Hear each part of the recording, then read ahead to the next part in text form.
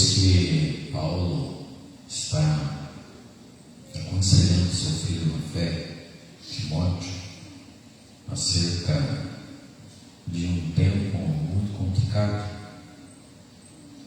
que se refere aos últimos dias na face da terra, e isso não diz respeito ao tempo que nós estamos vivendo agora, mas desde o Jesus ressurrecto, desde a ascensão do nosso Senhor aos céus, ali iniciou-se essa dispensação dos últimos dias, que vão culminar na segunda volta de Jesus Cristo, no retorno do nosso Senhor, sua segunda vinda, melhor dizendo. Então, gente, Paulo está relatando desde a antiguidade acerca dos últimos dias, acerca dos procedimentos dos homens. E aí ele conclui aqui no capítulo 4 dizendo assim. Ele, no final do capítulo 3, ele dá um ênfase à palavra de Deus, porque a palavra de Deus é o bem mais precioso que nós temos, porque é aquilo que nos norteia para que nós possamos receber as orientações de Deus, enfim, e que nós façamos as coisas certas e tenhamos fé em Jesus Cristo e tenhamos consciência de que nós somos salvos. Não somos salvos pelas obras, mas para as boas obras, conforme Paulo fala lá em Efésios, até para que ninguém se vanglorie.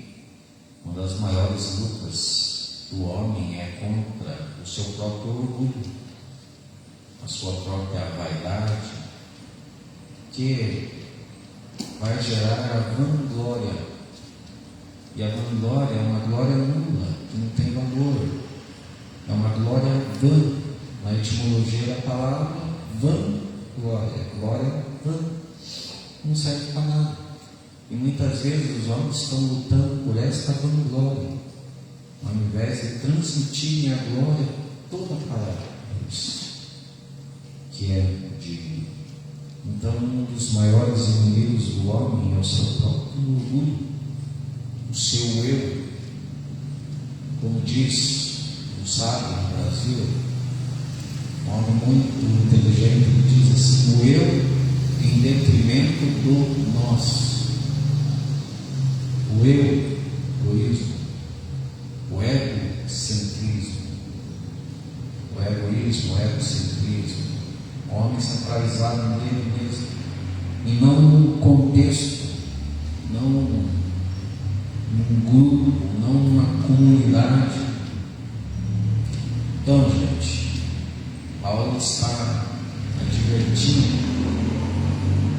acerca da palavra de Deus, aconselhando seu filho na fé, Timóteo, falando da realidade má dos últimos dias. E nós estamos vivenciando isso também. Inclusive, nós estamos vivenciando esses últimos dias. Mas aí Paulo entra no capítulo 4 dando um conselho extremamente importante para Timóteo. E ele intensifica a questão, como enfatizando a importância de que Timóteo pregasse a palavra. Olha, acompanhe comigo. Capítulo 4. Eu lhe digo solenemente, na presença de Deus e de Cristo Jesus, que um dia julgará os vivos e os mortos quando vier para estabelecer seu reino. Gente, é muito forte, é muito intenso como que ele faz essa colocação. Conjuro-te solenemente na presença de Deus e de Jesus Cristo.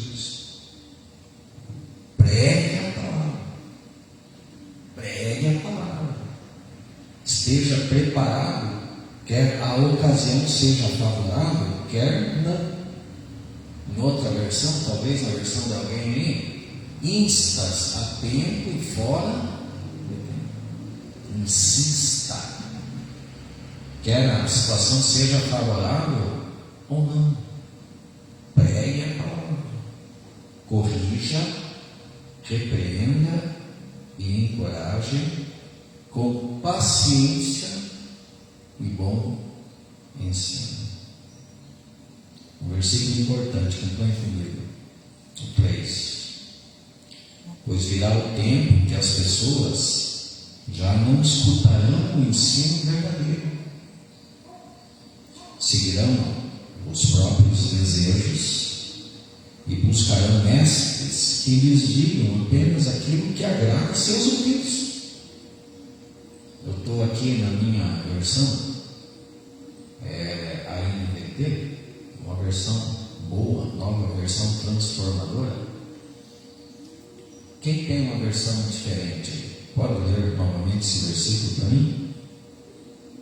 Porque virá tempo em que não suportarão essa doutrina, mas tendo comichão nos ouvidos, amontoarão os doutores, conforme as suas próprias concupiscências. Versículo 4.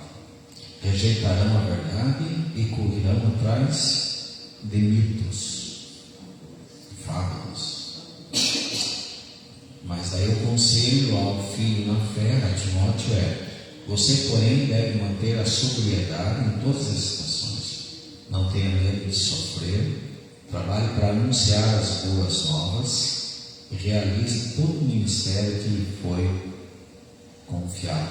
Cumpre o papel de um evangelista, algo que foi confiado a Timóteo. E aqui, gente, a ênfase é a seguinte: que as pessoas nesses dias, elas querem ouvir aquilo que elas pensam ser conveniente, aquilo que agrada o ouvido. O que os irmãos pensam disso? A pessoa, muitas vezes, quando ouve uma palavra que lhe confronta, aí ela tem que saber proceder em relação a essa palavra.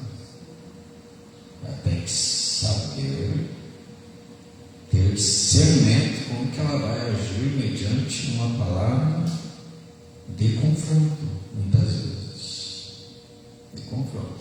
E talvez nesse sentido muitos não estão sabendo administrar.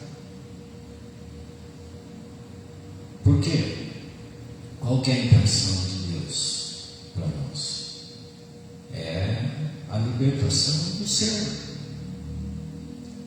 Porque o homem, desde o princípio, desde o começo, o homem é um ser pecador. Lutamos contra os nossos próprios monstros pessoais. Você sabe mais ou menos quem é você. Você te conhece. Você se conhece. Você se conhece. Você sabe, que tem um Caim dentro de você, que pode, infelizmente, matar o Abel. E quem que precisa ser morto? É o Abel? Não. Quem precisa ser morto é o Caim. Eu ouvi uma palavra do pastor Ricardo Gondim. É um desses pastores liberais hoje em dia. Tem muitos por aí, não é verdade? Até ontem nós estávamos conversando com os visitantes que vieram, e um deles visita outra igreja. Visita, não é?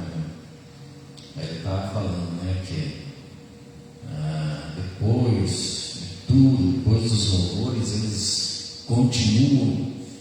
E alguém lá dizia: aproveita a atmosfera, esse tipo de palavras assim,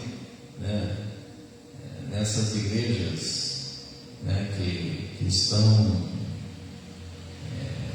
se adequando para satisfazer um gosto da modernidade. Né? Então, aí, como eles vieram aqui, perceberam que nós somos uma igreja tradicional, vamos dizer assim, entre aspas. Não tem fuzuê, não tem nada disso, não tem emocionalismo, não tem sensacionalismo, né, Marcelo? Aqui o que tem? Aqui tem louvor e tem palavra. Na verdade, tem uma liturgia, né? Tem uma liturgia. Tem leitura bíblica, tem oração, tem louvor e tem palavra. Penso eu que não precisa nada além disso. Mas as pessoas hoje estão buscando o êxtase. Não é verdade? Aquilo que vem e satisfaz o seu próprio ego, que lhe dê um sentimento de prazer. Se eu não for naquela igreja e não me arrepiar, Deus não está lá. Pastor Cote, que é um pastor também de muita libertação, de muito estudo bíblico, profundo na palavra, muito profundo. Pastor Cote, uma vez ele falou algo assim, que quando ele entra numa igreja, ele não se admira tanto, de ver lá barulho, pessoas sendo usadas com dons espirituais, revelação, visão, profecia, línguas estranhas. Ele não se admira muito com isso, mas ele se admira onde a palavra é pregada e o povo se arrepende dos seus pecados. O povo muda a sua conduta. O povo recebe a palavra de Deus para a libertação do seu próprio eu. Do seu próprio eu. Porque, amados, nós estamos vivendo nesse mundo e estamos inseridos numa guerra de vaidades. Uma guerra de vaidades.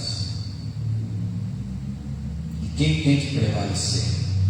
Na maioria das opiniões, tem que prevalecer o eu e não o nós.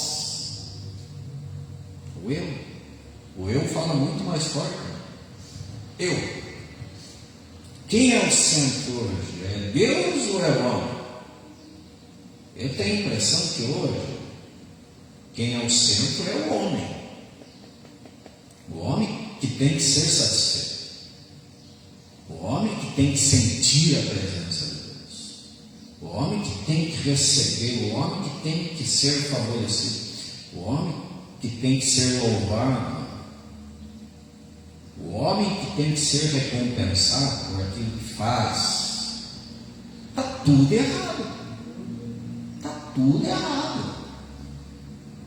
E olha, gente, eu vou falar uma coisa sincera para vocês: eu não sou perfeito. E nem procuro ser.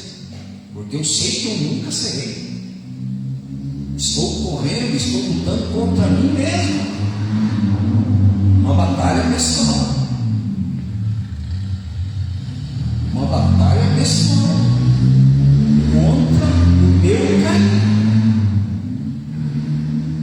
contra o meu monstro, contra aquela voz que me sugere: largue tudo, abandone o barco, siga o caminho mais fácil. Todos nós sabemos que existe um caminho largo. E a porta é espaçosa. E são muitos os que se enveredam por esse caminho. Por que é fácil? Não é aquela questão do quem quiser vir após mim, negue-se a si mesmo. Não. É o caminho largo. Venha mostrar e continue. E continue como está. Agora o povo vai numa igreja e o povo quer que todos os contextos se adequem. Ou seja, eu não tenho uma abertura e uma humildade para eu me adequar no contexto, fazendo a minha parte, anulando o meu caminho, prevalecendo o Abel. Na verdade, né, gente, o que está acontecendo é o seguinte: o Caim está prevalecendo na maioria dos contextos. Está matando o Abel. Porque o que o Abel fez? O Abel fez a coisa certa. O Abel fez a coisa certa. Por exemplo, vou falar aqui, entre nós que aqui estamos. Tem gente me acompanhando na rede social. E se gostar daquilo que eu vou falar, gostou. Se não gostar também, aí é problema seu. E o que eu falo mesmo. Nós estamos aqui nesse contexto. Todos dizimistas, para a glória de Deus. Amém? Quem pode louvar a Deus por ser um dizimista? Nós entendemos o princípio. Perdemos alguma coisa com isso? Em sermos dizimistas? Alguém aqui está perdendo? Você pensa assim, estou sendo lesado? De jeito maneiro. Porque você sempre faz aquilo que você está fazendo com quem está fazendo para Deus. Não por pesar nem por obrigação, porque você entendeu, o Espírito Santo testificou paz no teu coração em relação a isso. Você não está perdendo absolutamente nada. E isso é tão de Deus, queridos, porque, vejam bem, o momento que eu mais tive dificuldade na minha vida foi o momento que eu deixei de dizimar.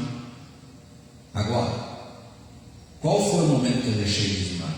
Não foram anos. Foi 1, 2 ou 3 meses, no máximo. Porque quando eu comecei a me curar ali, o Espírito Santo já testificou no meu coração. Meu Deus, estou atropelando o princípio. Tem que correr rápido para o caminho certo. É aquela coisa, você sai da trilha e você se depara com monstros. E de repente você pensa: o que eu estou fazendo aqui? Vou voltar. O filho pródigo diante dos porcos. Meu Deus, na casa do Pai tem abundância de pão. Eu estou aqui. Os porcos estão sendo mais abençoados. Está errado. Levantar-me-ei e irei perto do meu Pai. Voltar para o caminho certo. Certo? Aí, gente, eu voltei rapidinho. Corri com força. Nunca mais negociei o princípio. Nunca mais. E sou abençoado. Olha, gente, desde que eu vim para o reino, 1997, queridos, nunca tive que orar no almoço para ter a janta em cima da minha mesa. Nunca. Deus é fiel. Deus é fiel, queridos. Nunca chegou alguém na minha casa, vim cortar a luz porque 7 está lá para lá. Nunca. O teu nome está no SPC, lá aqui. Teu nome está no Serasa, mas não tem dinheiro para pagar a conta. Nunca passei por momentos difíceis. Teve um tempo que eu tinha que fazer um empréstimo em cima do outro. Morri por causa disso? Não.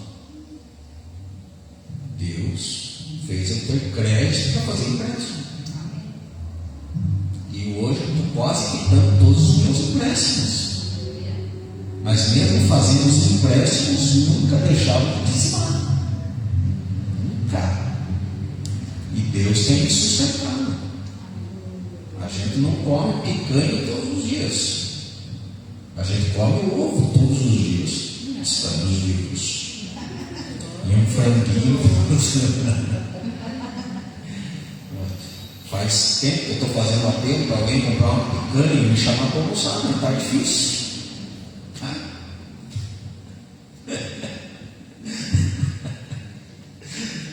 É brincadeira da parte. A gente sempre tem pão de cada dia em cima da nossa mesa. O cafezinho, né? O café hoje é para empresário. Café, gente, esses dias me deu uma alegria tão grande. Eu estava fuçando lá para encontrar uma outra coisa e encontrei um café perdido. Ô glória! Se eu tivesse poder, mas eu tinha instalado. Encontrei um pacote de café. Eita, agora. Mas Deus está me sustentando, gente. Ó, teve um tempo que eu andei a pé um ano, porque eu trabalhava na Max como vendedor, e gente, pegava aqueles vales de transporte, no tempo que tinha um monte de ali na frente do terminal, comprando e vendendo lá no transporte. Aí o que eu fazia? Pegava da loja, vendia e ia de pé trabalhar, gente, para comprar um gás, para pagar uma luz. Foi assim, um ano. Chuva, frio, calor.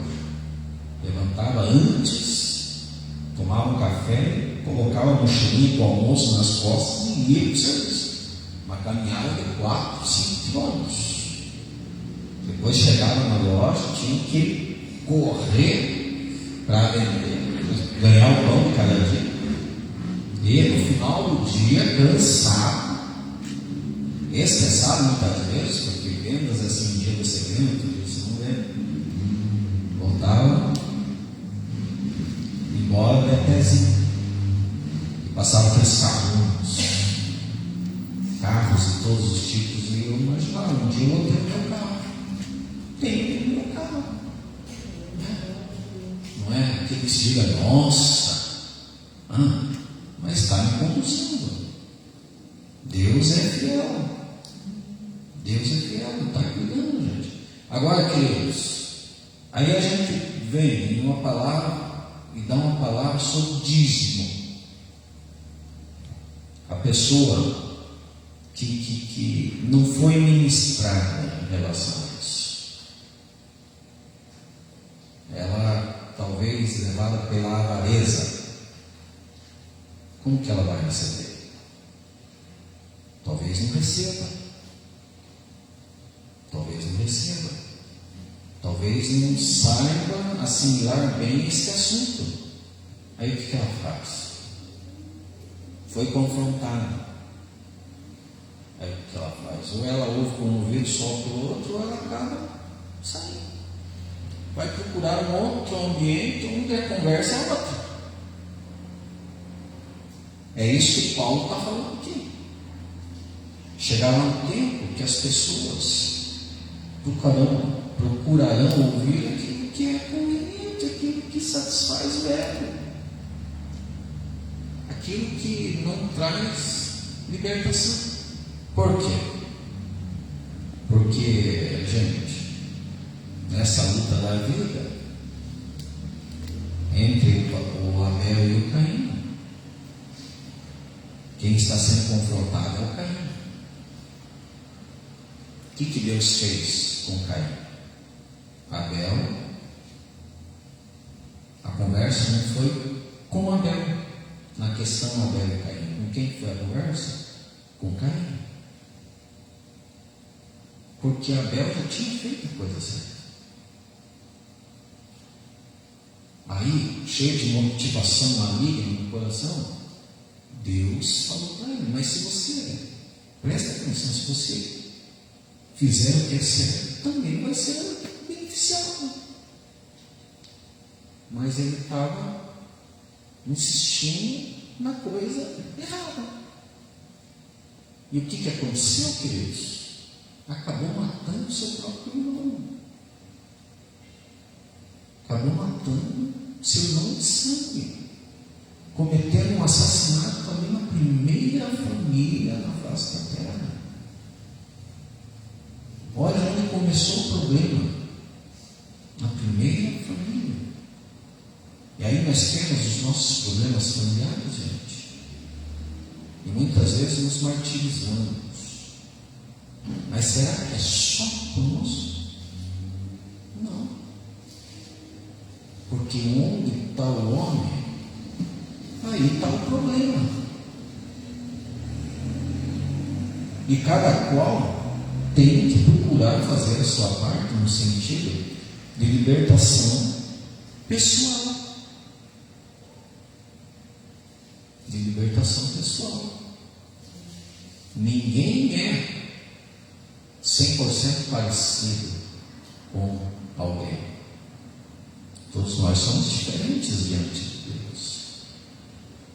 Todos nós. Pode até ser que tenha alguém parecido comigo neste mundo, mas ninguém é o que é. Uma vez eu tive uma decepção, gente, mas uma decepção muito grande. A Letícia e a prima dela falavam assim: nossa, nós vimos um rapaz muito parecido com você. É, mas muito parecido mesmo. É. Aí eu fiquei curioso para conhecer o rapaz, e lá no dia, eu com a Letícia, olha lá quem quer parecer com você. Que homem feio, gente. Misericórdia, que decepção. Muito feio. Mais feio que eu. Aí eu pensei, tô sem moral até com a esposa. Misericórdia. Mas ninguém, por mais que seja parecido, a impressão digital é a única que é de Deus. Então, queridos, nós temos uma luta pessoal conosco mesmo. A libertação do eu. E o que vai libertar? A palavra de Deus. Por isso que Paulo intensificou a questão. Pregue a palavra, filho. Insista, quer seja oportuno, quer não. E essa, queridos, deve ser a motivação de todos nós. Mas para isso nós precisamos aprendermos a palavra. Aprendermos. Porque como que você vai pregar algo que você não entende? Algo que você não compreende? É necessário um aprendizado. E a Bíblia o tempo todo ela está nos recomendando o seguinte: que nós devemos crescer na graça e no conhecimento do nosso Senhor Jesus Cristo. A palavra de Deus é fundamentada no Senhor Jesus. Toda palavra tem como base Jesus Cristo. A palavra é Jesus Cristo. E Jesus Cristo foi o maior exemplo de homem para todos nós. O que Jesus Cristo tinha de carinho nele? Absolutamente nada. Jesus Cristo tinha muito de Abel nele. Aquele que oferece o melhor para Deus. Aquele que sua preocupação verdadeiramente está em oferecer as suas primícias a Deus, que é proveniente de todo esforço. Olha, gente, eu admiro pessoas que não abrem mão de escola bíblica dominical. E essa é uma das maiores lutas dos cristãos. Porque o que diz respeito à escola bíblica? Diz respeito ao ensino da palavra. Agora, quem está interessado verdadeiramente em aprender a palavra? É a maioria? Não. Deveria ser. Deveria ser a maioria. Mas não é. É que muitos acham que já sabem tudo, né? Essa é a questão. Eu preciso escola inteira, já sei tudo. Exatamente. Quando eu pastoreava em outra cidade, tinha uma irmã, inclusive com todo respeito que já é falecida, ela dizia assim: eu não vou na escola bíblica porque eu sei tudo de Bíblia. Já dei Bíblia, não fez. Olha, gente, é uma afirmação assim, ao meu ver, intensa. Porque eu estou lendo a Bíblia todos os dias, eu não sei uma vírgula sequer da Bíblia. Porque a Bíblia, gente, é viva e eficaz. Deus falando através de pontos e vírgulas. Deixa eu fazer uma pergunta para vocês aqui, entrando num outro assunto. Fazer para vocês também que está acompanhando na rede social. Quem foi o sucessor de Saul no reino de Israel? Quem souber me responder vai ganhar um presente. Vai ganhar um presente. Depois só procurar no meio final, né? Conversa com ela. Não foi Davi? Davi depois. Quem foi o sucessor de Saul no reino de Israel? Foi o filho dele, né? Jonathan. Não é Davi? Vamos ter. Quem souber responder vai ganhar um presente.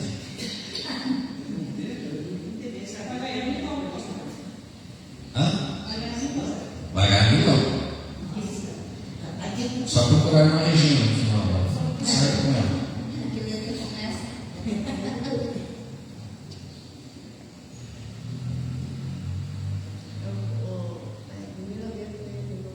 I.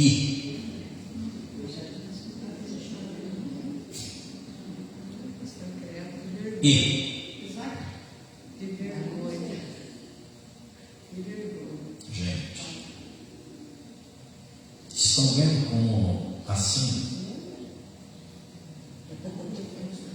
Como a gente tem muita coisa a aprender? Porque a maioria pensa que foi Davi.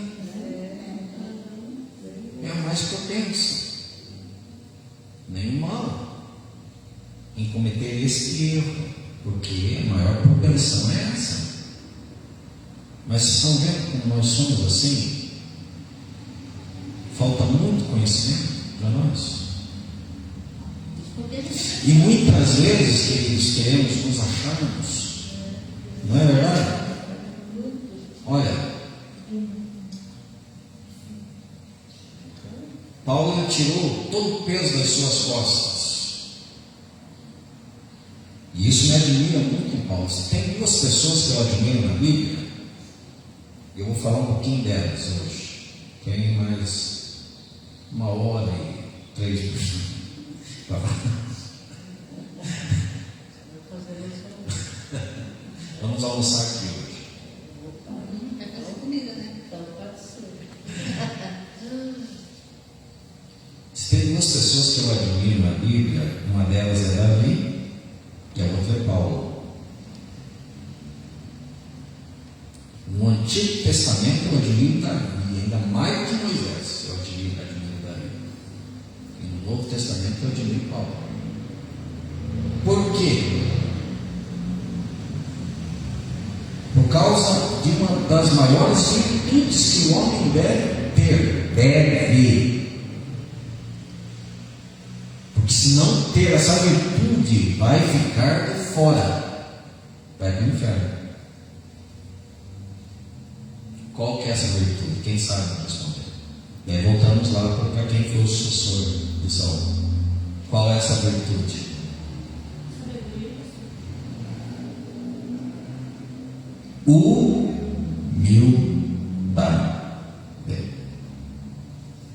Humildade. E gente, cá entre nós,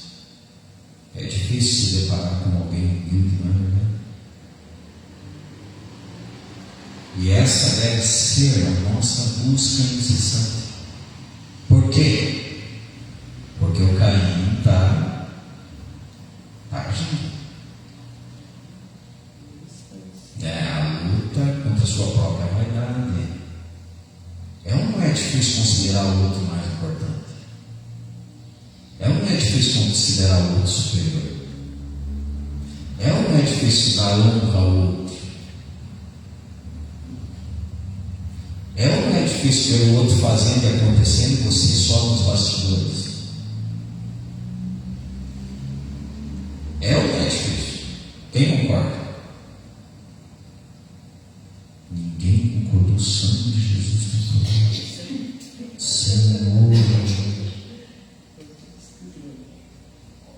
é difícil, mas a Bíblia diz sim, cada um considera o outro superior a si mesmo. Uma vez alguém falou que só ia ministrar para jovens quem tivesse formação pedagógica.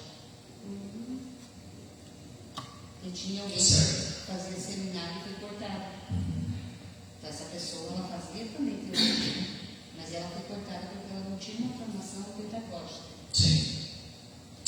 Gente, a questão é a seguinte: Paulo foi muito humilde. Tem 4 pontos que lhe chamam a atenção no livro de Paulo. Primeiro deles, ele se considerou o mínimo de todos os santos. A mim, o mínimo de todos os santos, foi dada a incumbência de falar das riquezas inesgotáveis do nosso Senhor Jesus Cristo. Efésios 3:8. A mim, o mínimo de todos os santos. 1 Timóteo 1,15, ele falou assim: eu sou o principal pecador.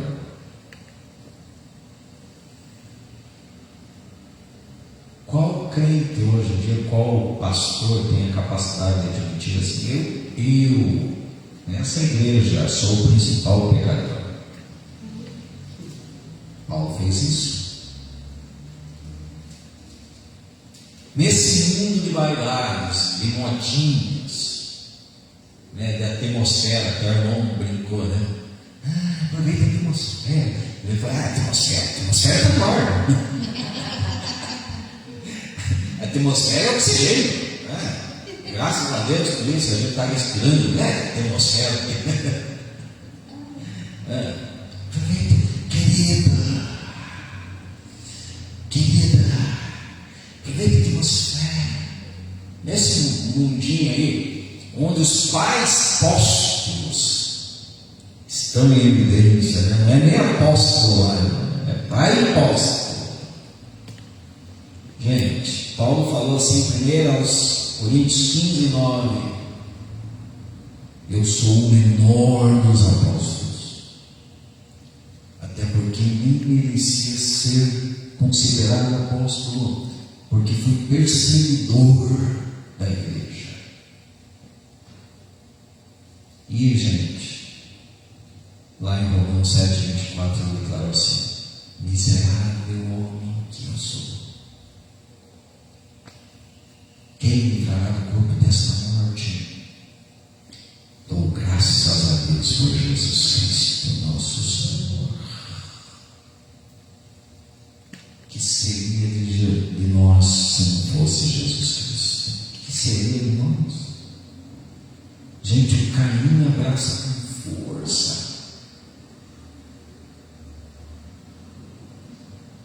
Luta contra as vaidades. Os homens não querem ser libertos muitas vezes. Aí quando é confrontado, espirra. Vou na igreja do Delphi, porque lá eles não pregam de dízimo. Ninguém fala de dízimo na igreja do Delphi. Aí vai lá o Delcio: irmãos, a paz do Senhor, vamos dizimar, Deus vai abençoar. Epa, tá errado. Aí eu vou lá para a rima, vou regar na rima. Vai lá, irmão, na rima. Vai remar. Irmãos, dízimo. Deus abençoa os fiéis. Epa. Daí vai lá no Grande Mistério Revelation. Qual que é a igreja que você frequenta? É a igreja Grande Mistério Revelation. Lá não falo nada disso, mas aqui é o meu lugar. Porque Deus não precisa. E quem é o homem vai ficar? Se é para sustentar, homem, pastor malandro, que vive dalando as ovelhas, vive de oferta, de dízimo, o pobrezinho está lá ralando, e o pastor está andando, enterrado. Já viram isso? Senhor, gente. O dizimista lá, muitas vezes não tem uma coisa de feijão em cima da mesa, mas o pastor está lá, andando de carro assim. Essa é a conversa do avarento, daquele que tem uma mão com o seu Senhor. Essa é a conversa do avarento. Porque por mais que o pobre muitas vezes não tenha que comer, o que ele está fazendo? Ele está fazendo para Deus, como quem entende o princípio da palavra. No Novo Testamento, Jesus estava diante do gasofilácio. Irmã Regina, imagina o pastor hoje. Faça favor, Letícia, vai vir aqui rapidinho. Tá, não precisa.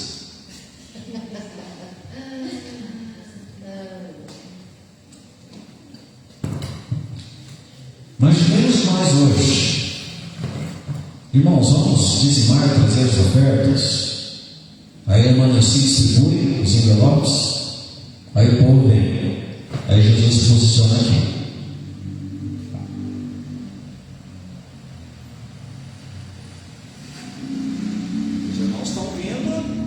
Ofertar, dizimar. Jesus está aqui.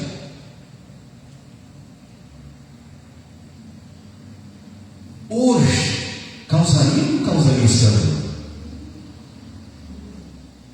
Por favor, sem trazer oferta para o envelope. Traz aí.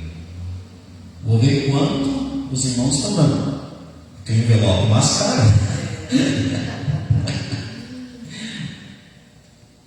Aí a pessoa coloca 2 moedinhas, né? Nossa, e tá ali, né? Tá o pastor. E agora, quando caiu lá nas moedas? Ai, meu Deus. E daí, quando você não quer que faça barulho, mas é daí que o próximo vai barulho.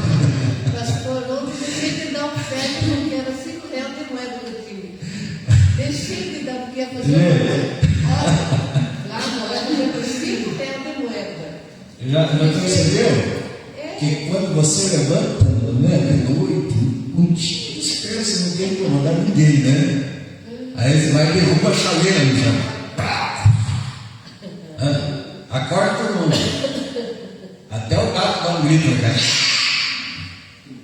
De assustado.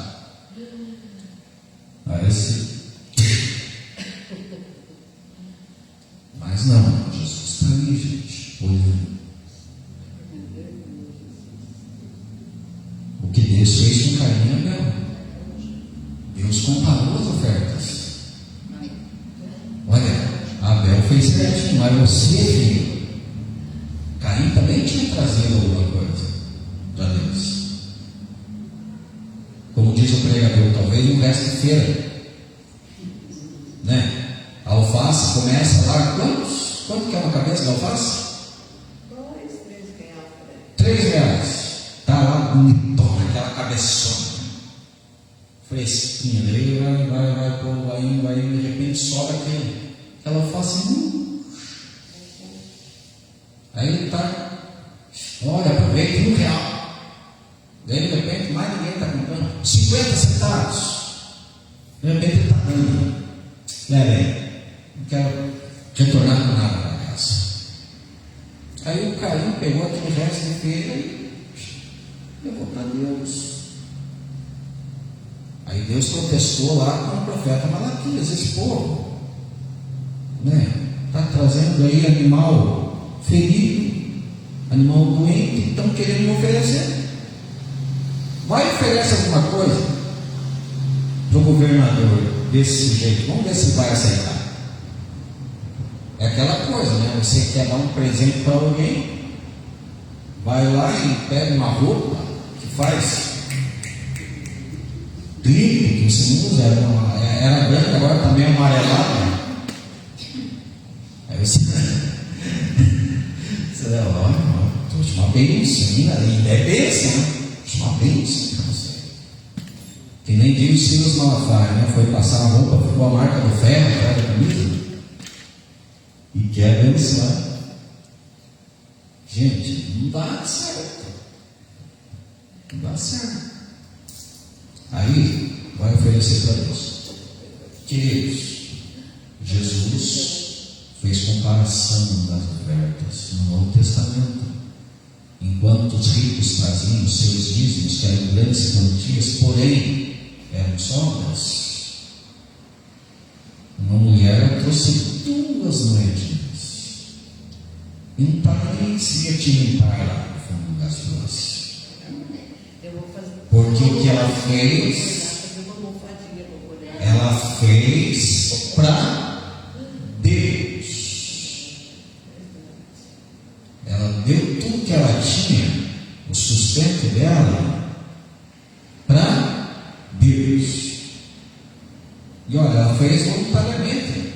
Não houve imposição de tanto que você tem. Venda a tua casa e faça um sacrifício. Não é necessário nada disso. Mas se for fazer para Deus, faça de coração. Obedecer é melhor do que sacrificar, disse Samuel para Saul. O Saul estava interessado lá, né, em oferecer um gado bonito para Deus. Mas ele tinha uma palavra antes disso. Vai, Saul, mata tudo. Mata os homens, as mulheres, as crianças, bebês de colo. Mata os animais, mata o rei Agag. Olha o nome disso lá. Mata o rei Agag.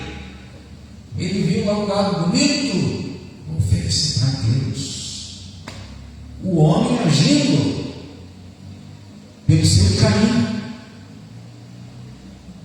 segundo o seu parecer, segundo a sua vontade, fazendo as coisas do seu jeito. E não é assim que funciona o mundo.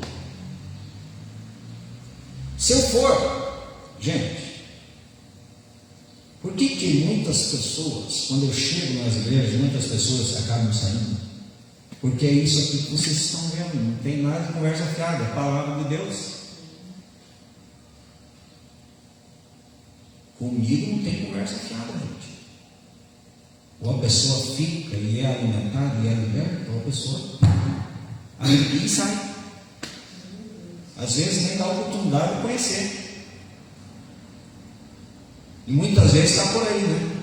Falando pelas costas, agindo de maneira sutil e ardilosa. É o Satanás que está agindo na humanidade nesses últimos dias. É o Satanás, é os últimos dias, onde os homens seriam terrivelmente influenciados por Caim. Por Caim. E o Caim está aí, né? Gerando egoísmo no coração. Avareza, infidelidade, desobediência,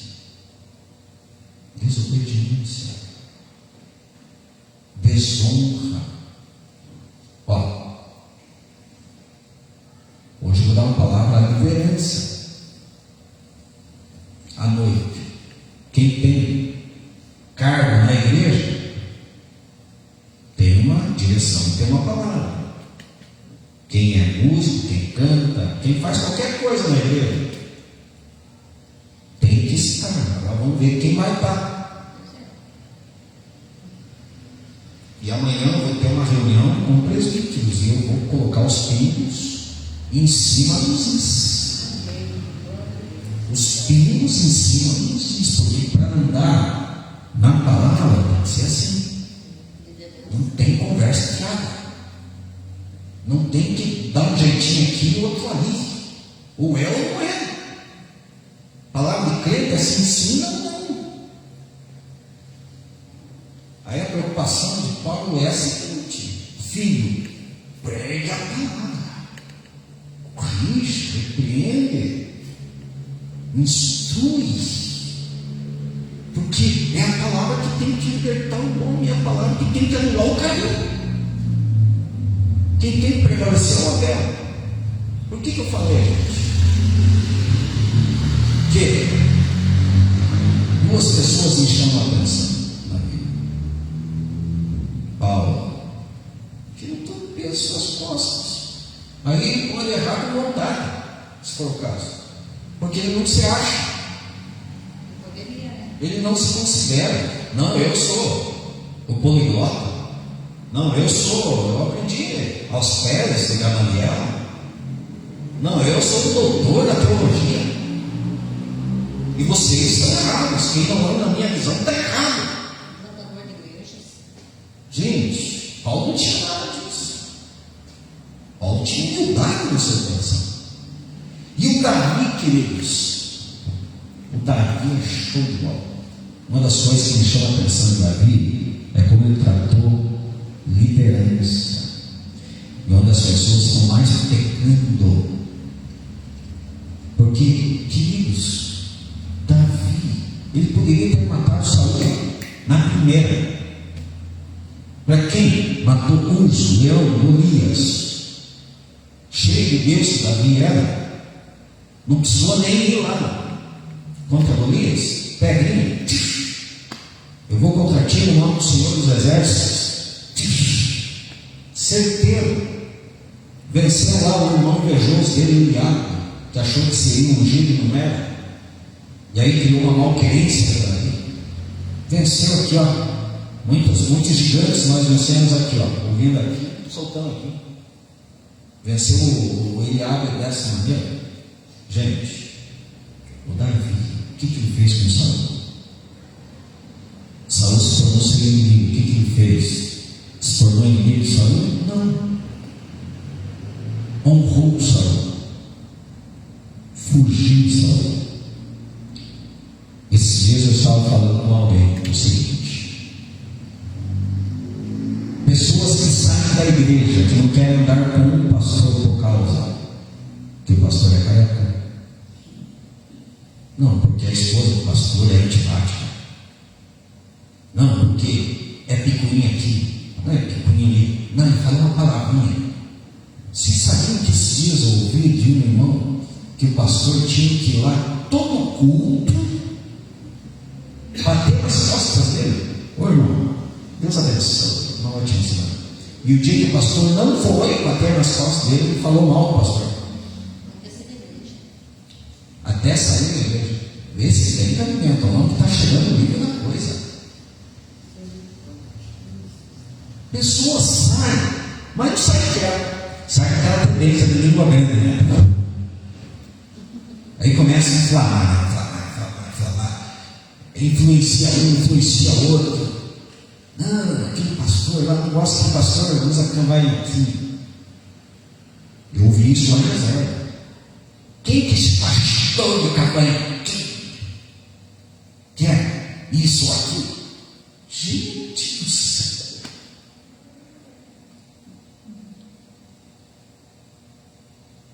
E a pessoa acaba tendo uma atitude insensata por falta de conhecimento. Por falta de conhecimento. Gente, por que o Davi não andou com Saul? No começo, o Davi estava com Saul ou não? Tocava com Saul, porque o homem estava atormentado. O Davi estava lá. O Senhor é meu pastor. O Senhor é meu pastor. E aí o Saul guiava. Mas de repente, pega a lança. Nossa, certo, se Davi não se desvia. Olha, gente. Imagina o pastor José pegando uma lança aí, sabendo que a irmã Meire falou mal de mim. Aí o que a irmã Meire vai fazer? Não, vou ficar aqui. Vou encarar com força, com coragem. Sou crente. Esse pastor vai cair por terra. Não. O que Davi fez? Ele começou a fugir. E quando Saul morreu, graças a Deus, esse miserável não valia nada. Limpeza de Deus, rapaz. Deus tratou com isso. Não, gente. É só ler segundo Samuel. A honra que Davi dá ao líder, ao ungido do Senhor. Mulheres, outrora vocês fizeram uma comparação, cantaram, porque Saúl matou seus milhares, mas Davi seus 10 milhares. Isso foi a causa de todo esse mal. Agora, por favor, não noticieis em Gate, não proclameis nas ruas de Askelon, para que não se alegrem os filhos dos filisteus com a morte de Saúl. Porque Saúl, tão amável e tão querido em sua vida. Gente, eu não consigo ver esse texto de Davi com hipocrisia da parte dele, não. Via muita doçura e muito Deus na vida de Davi. Deus, uma pessoa nobre de caráter, não abre sua boca para falar mal de ninguém, muito menos de pastor, muito menos de ungido do Senhor. E quando, no capítulo 2 de 2 Samuel, Davi, ele está levantando sua voz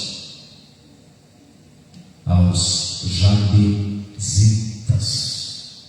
de Jabes de Gileade, os habitantes de Jabes de Gileade que pegaram e sepultaram Saul. Olha, vocês fizeram bem em sepultar Saul, eu vou recompensar vocês. Cheio de benignidade no seu coração, de bondade, para quem tratou o seu arqui-inimigo com honra, quem sepultou o seu arqui-inimigo com honra. Davi fez a diferença. Gente, Deus resiste aos soberbos, mas dá graça aos humildes. Que o Caim seja aniquilado pela palavra. É por isso que a palavra deve ser pregada. Quem foi o sucessor de Saul? Como que vocês aprenderam? Eu já tinha ouvido, mas não. Isbosete, o quarto filho de Saul. Porque na guerra que houve a morte de Saul, 3 filhos dele morreram juntos. Jonadab, que era o amicíssimo de Davi, Malquizua e Abinadab. Quem restou? Isbosete. Isbosete começou a reinar em Israel, reinou 2 anos, até que Davi daí começou a reinar em Judá, em Hebron, certo? Reinou em Hebron 7 anos e 6 meses. Depois da morte de Isbosete, Davi reinou em todo Israel. Amém, gente? Espero ter sido útil esse ensinamento para nós. Que Deus sempre nos abençoe e nos dê graça, para que nos dobremos a palavra de Deus, porque a palavra de Deus é a verdade. O que Jesus falou lá em João 8:32? O que Jesus falou? Em João 8:32, gente, um texto muito clássico.